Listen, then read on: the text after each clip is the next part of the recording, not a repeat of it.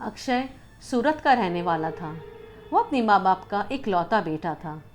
वो अपने माँ बाप से बहुत प्यार करता था। संडे की रात को अक्षय ने सोचा कि अपनी फैमिली के साथ डिनर पे जाऊं। तो अक्षय और उसकी फैमिली डिनर पे जाते हैं। अक्षय की कार आराम से चल रही थी, लेकिन अचानक पीछे से ज़ोर से एक टक्कर लगी और अक्षय की कार एक पेड़ से जा टकराई। उस एक्सीडेंट में अक्षय के पापा को बड़ी गंभीर चोट आई, क्योंकि उनकी गाड़ी पेड़ से टकरा गई थी और पापा बिल्कुल आगे ही बैठे थे और उन्हें सीट बेल्ट भी नहीं लगाई थी। उस एक्सीडेंट की वजह से वहाँ पर जो लोग मौजूद थे उन्होंने एम्बुलेंस को कॉल कर दिया। फिर थोड़ी देर बाद एम्बुलेंस आ गई। अक्षय अपने पापा को लेकर हॉस्पिटल पहुँच जाता है। वहाँ उन्हें इमरजेंसी वार्ड में एडमिट कर लिया जाता है। अक्षय और उसकी माँ बहुत ही परेशान थे कि पापा जल्द से जल्द ठीक हो जाएं। फिर अक्षय अपनी माँ से कहता है कि माँ, आप घर चली जाओ और थोड़ा आराम करो। मैं पापा के पास यहीं पर हूँ और मैं आपको फ़ोन करके बता दूँगा कि पापा की तबीयत कैसी है। फिर अक्षय इमरजेंसी वार्ड के बाहर बैठकर अपने पापा के लिए प्रार्थना कर रहा था।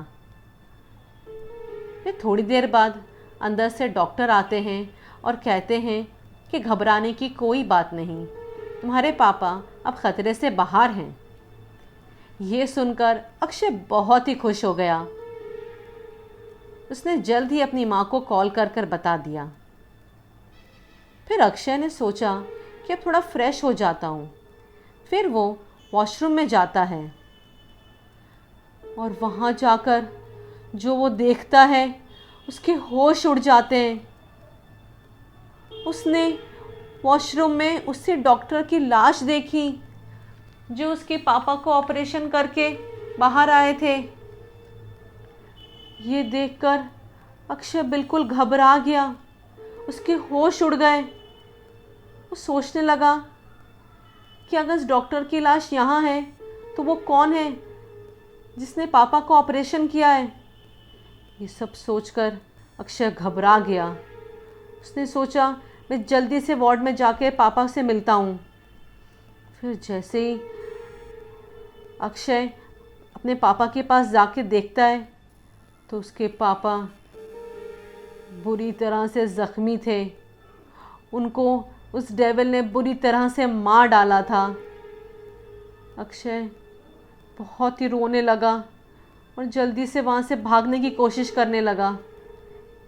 लेकिन जैसे ही अक्षय उस वार्ड से बाहर निकलता है तो वो डेविल बाहर ही खड़ा होता है और ज़ोर ज़ोर से हंसता है और कहता है, अब तुम्हारी बारी है। अक्षय जल्द ही से वहाँ से अपनी जान बचाने के लिए भागता है, लेकिन भूत उसके पीछे पीछे भागता है। अक्षय वहाँ से लिफ्ट की तरफ भागता है, लेकिन लिफ्ट आने में बहुत टाइम लगाती है। तो अक्षय जल्दी से सीढ़ी से नीचे उतर जाता है। अक्षय इसे ग्राउंड फ्लोर पर पहुँच के देखता है तो वहाँ पर कोई भी नहीं होता। पूरा हॉस्पिटल खाली होता है। फिर वो जल्दी ही रोड पर चला जाता है और टैक्सी बुलाकर अपने घर पहुंच जाता है। लेकिन उससे अपने पिताजी की मृत्यु का बड़ा ही अफसोस होता है।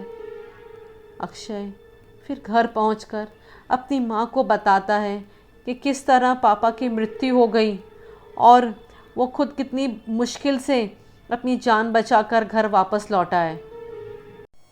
फ्रेंड्स, मेरी वीडियो को लाइक और शेयर करिए और मेरे चैनल को सब्सक्राइब करिए।